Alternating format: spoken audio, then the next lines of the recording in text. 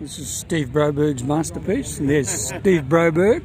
Mr. Greg Lane, hello. Hi, Steve.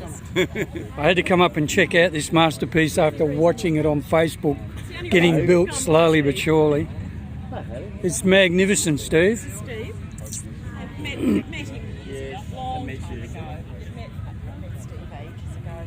I seen Greg the other day on your bike, and I've gone. On which one? On the best? On the Best day, yeah. And I've seen, and I've gone. I thought of your bike straight away. Yeah. I don't ride it. And then I've seen Greggy's spoke to me. Yeah. I've gone. Oh, I hope I didn't miss him.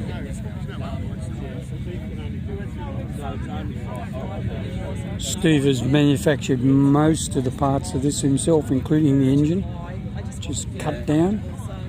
I'm happy. Gary, this is Liana, my girlfriend, and this is Hayley. Lovely to meet you. Liana. This is Hayley. Hi Hayley, how you going? Don't know if you've met Greg before. Steve, tell me about your bike.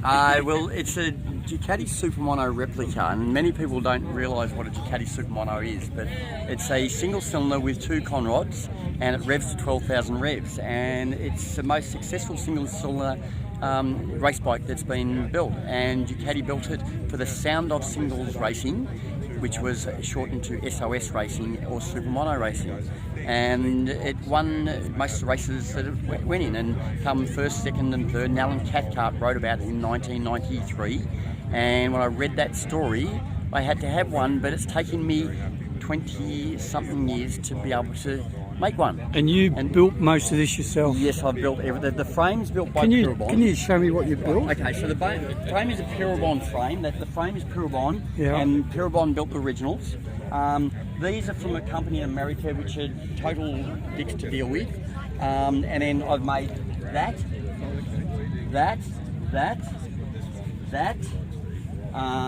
those, the foot pegs, the exhaust. Got the mufflers made in Italy. Did you make the screen as well? Yes, I made the screen as well because I got, these were $225 US for the screen, plus postage 55, which was nearly $400 for the screen. And I thought, stuff you American wankers, you want too much for them. So I've gone and made a mould better and shaped it better than what they did, and then I've gone and made my own. And so these cost me around about $15, $20 each.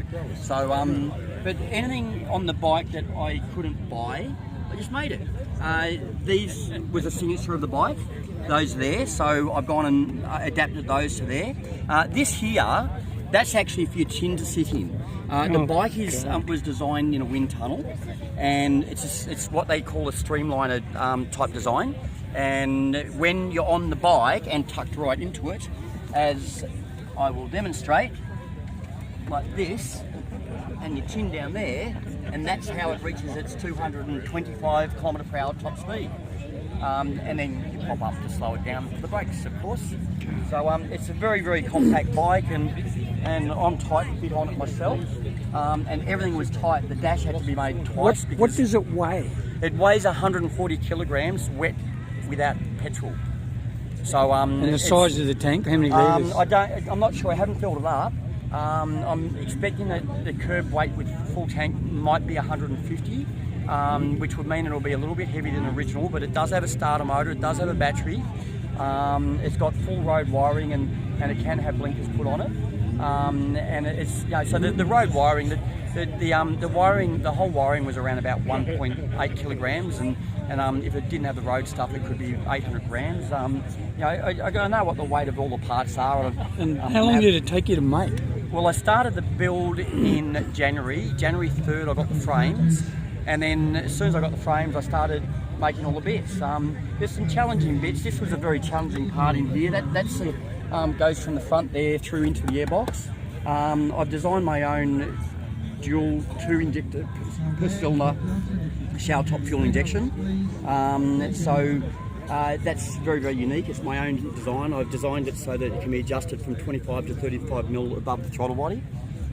So I've done a lot of innovative things. It's got carbon fibre handlebars as well. These will weigh 40 grams each. It's 40 mil CNC brakes on the front. It's carbon fibre fairings on this one. But I'll be building 4 of them, and I've got all the parts basically to build the other 3. And can you get it registered, road registered? I'm going to be doing an ICV on one of them or 2 of them. I'm not too sure. I'll probably just ride this round on a trade plate. It's got a stop light, and I'll put some running lights in the front, and I'll use hand signals and probably have an argument with a policeman one day over it.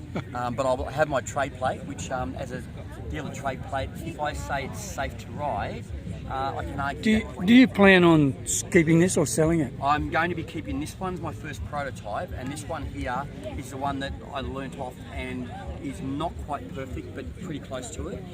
There's not many things I really got wrong, but the next 3 will be perfect, and any sort of imperfections will be ironed out of them. So I'll be looking at close to 100,000 AUD for them, and wow. I've got someone who at this point has said put my name down for one. I definitely want one. Wow. I mentioned over $60,000 US, which is about wow. $84,000 to $86,000, and I wrote back to him saying that was the starting price of a base model. I'll be putting traction control and quick shift on them if someone wants it, but it will need front and rear wheel sensors. And this is your logo for? Yes, that's the Roadrunner, but years and years ago I've always called myself MC Roadrunner. The reason why is I was always running from the police on a motorcycle, so MC for motorcycle, and Roadrunner because I was always on the run. So that's where the name come from. But back in the old days. That's the old days. Normally I will probably pull over most times, but the Roadrunner, he was always getting away from the Coyote, and NCR Ducati have the Coyote for their... Do you have a website, Steve? I have the Ducati, the MCRR Ducati Supermono Man page on Facebook, and then mcrr.com.au, which is not really up to date, and I need to probably get a little bit more up to date. So if anybody was interested in one of these, how would they contact you? Anyone that's interested can message me through Facebook, or they can call my number, which I prefer, being an older guy. I don't like too many messages. So my number is 0418 758 277. And that's Australia? That's in Australia, so 61 and drop the... Zero, I think, yeah. Yes. So it's +61 and then drop the 0. That's and then, right, yes. Yeah. Steve, absolute pleasure. You're a genius. You should be very, very proud of this. Beautiful. Thanks for the interview. Thank you very much for Cheers. talking to me, Steve.